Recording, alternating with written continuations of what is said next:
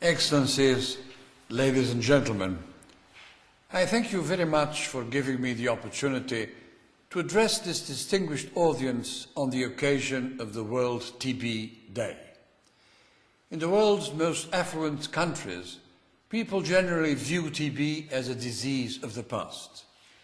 Yet 9 million people, most of them living in the developing world, still became ill with TB, and some 1.8 million died of the disease in 2008. So let me use this opportunity to share with you some thoughts on the TB epidemics. And the first point I want to stress is as follows.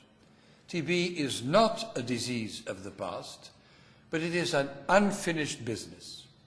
TB is a threat of the present and a challenge for the future.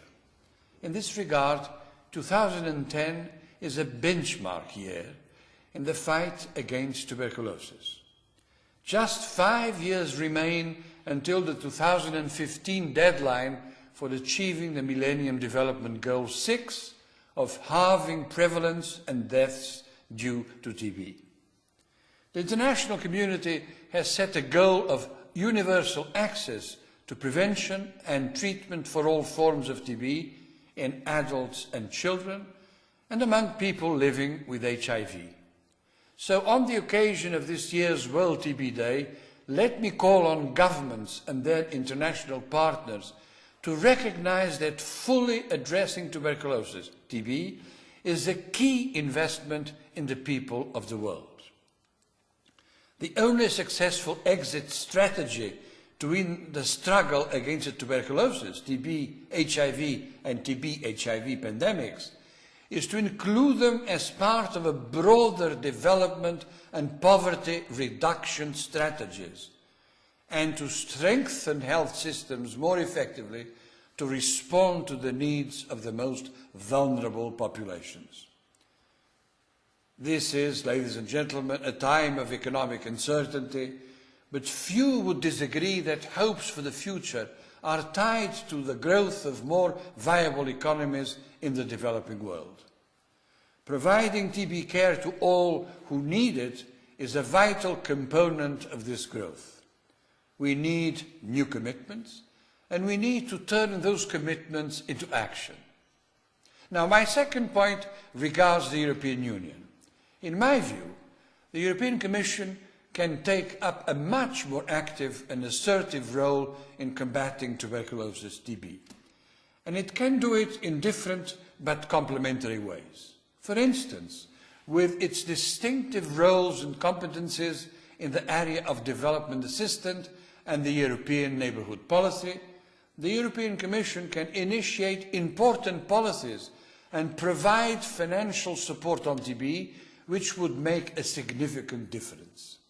Indeed, the European Union and its member states are the biggest providers of development aid in the world. And in the area of global health, the European Commission is a substantial contributor to the Global Fund to fight HIV/AIDS, tuberculosis and malaria, committing $100 million per year. However, the Global Fund to fight HIV/AIDS, TB and malaria is mainly a financial but not a technical agent. So it is crucial to complement current contributions with targeted and effective technical assistance in order to make the aid more effective. In general, recipient countries do not have the necessary infrastructure to allocate these resources in an efficient and effective way. But the situation can be curbed with a high-quality, well-organized network of technical partners which help countries to make more effective use of the Global Fund and other external resources. By the way, this is totally in line with a resolution from the European Parliament on the EU budget 2009 that, and I quote, reminds the Commission that in order to effectively implement Global Fund grants, increased financial resources will need to be spent on technical assistance. End of quote.